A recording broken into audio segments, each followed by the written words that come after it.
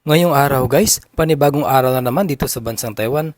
At ngayong araw guys, wala muna tayong adventure at gala kasi hindi maganda yung panahon dito sa Taiwan. Kahit mainit kasi, biglang uulan kasi may bagyo. At yakain muna tayo ng nilagang pata ng Pangasinan version, loto ni Chef Danny Pirado. Kaya tara guys, samahan nyo kami.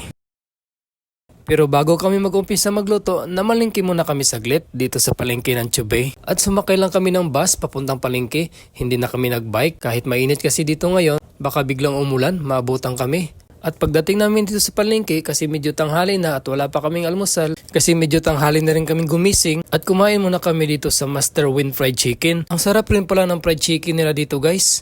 Pasok din sa panglasang Pilipino.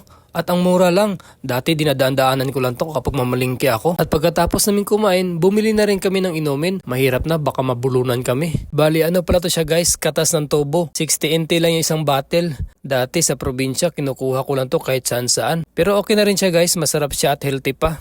At after naming uminom guys, dumiretso na agad kami dito sa bilihan ng karne ng baboy. At si Danny na rin ang pinapili ko ng karne ng baboy kasi siya rin naman ang magluluto. Bali 300 NT pala to guys, isang paa ng baboy.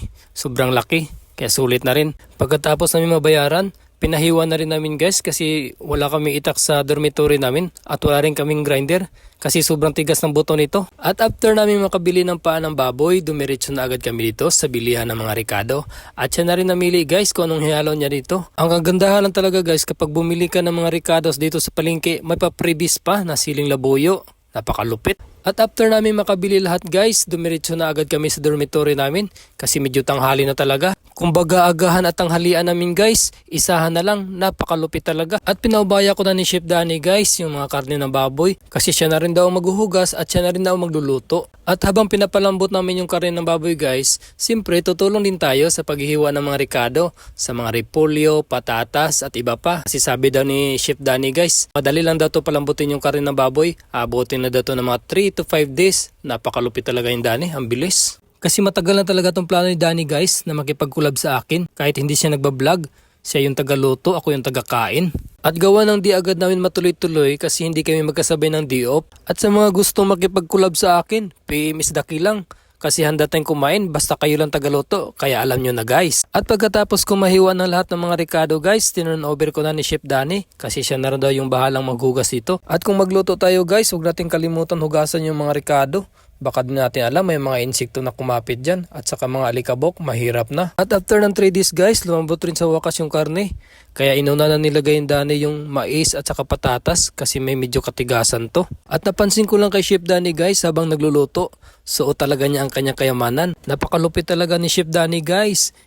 Baka Danny yan. After ng 2 days guys, lumambot na rin sa wakas yung mais at saka patatas. Kaya nilagay na rin namin yung pinaka main event na Ricardo. Ito repolyo at saka sili. Tama talaga si Danny guys kapag magluto ng nilagang pata. 3 to 5 days talaga. Napakalupit talaga ni Danny.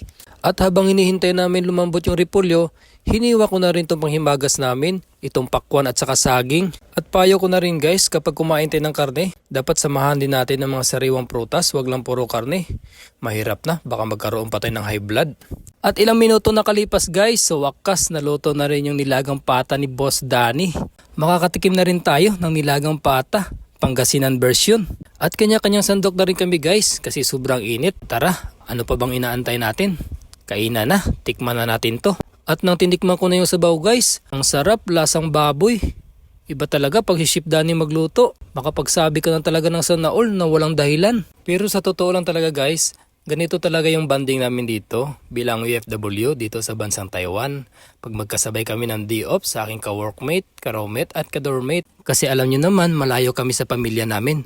Kunting luto lang, kunting bandingan, kunting maritisan, masaya na kami nun. At pangtanggal na rin ng stress namin, lalo na sa trabaho namin. Kasi di talaga maiwasan guys yung stress sa trabaho. At lalong-lalo na marami kang iisipin. At shoutout na rin sa lahat ng kapwa ko OFW sa panig man ng mundo na lumalaban sa hamon ng buhay araw-araw para sa pamilya. Mag-iingat po tayo lagi kasi may pamilyang naghihintay sa atin sa Pilipinas sa pag-uwi natin. At lalong-lalo na sa kapwa ko OFW dito sa Far Eastern.